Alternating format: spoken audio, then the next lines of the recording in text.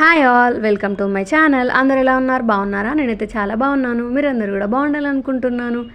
ఈరోజు mini blog ఏంటంటే chicken curry. అందుకోసం అని చెప్పి కొంచెం ఆయిల్ వేసుకొని దాంట్లో కొంచెం జీలకర్ర, ఆనియన్స్, పచ్చిమిర్చి, పసుపు, ఇంకా అల్లం ఎల్లిగడ్డ పేస్ట్ వేసుకొని కలుపుకున్న తర్వాత చికెన్ని కూడా మంచిగా వాష్ చేసుకొని దాంట్లో వేసేసుకొని చాలాసేపు కలుపుకున్న.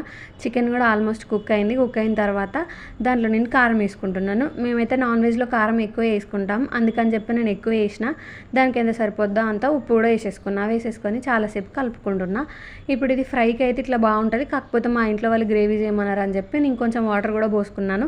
వాటర్ పోసుకున్న తర్వాత కూడా కొంచెం సేపు నేను ఉడికించుకున్నాను. అయిపోయింది ఆల్మోస్ట్. ఇంకా లాస్ట్కి మసాలా వేసుకొని కొత్తిమీర కూడా వేసేసుకున్నాను. ఆల్మోస్ట్ కర్రీ అయిపోయింది. ఇప్పుడు టేస్ట్ ఎట్లా ఉందో చెప్తాను. ఇంటిని టేస్ట్ కూడా బాగుంది, కాకపోతే కారం ఎక్కువ వేసిన కదా, బాగా స్పైసీనెస్ ఉండడం వల్ల కారం అయిందని ఒక లెమన్ పిండుకొని తిన్నా. నచ్చితే మీరు కూడా ట్రై చేయండి. సబ్స్క్రైబ్ చేయడం అస్సలు మర్చిపోకండి. Okay, bye.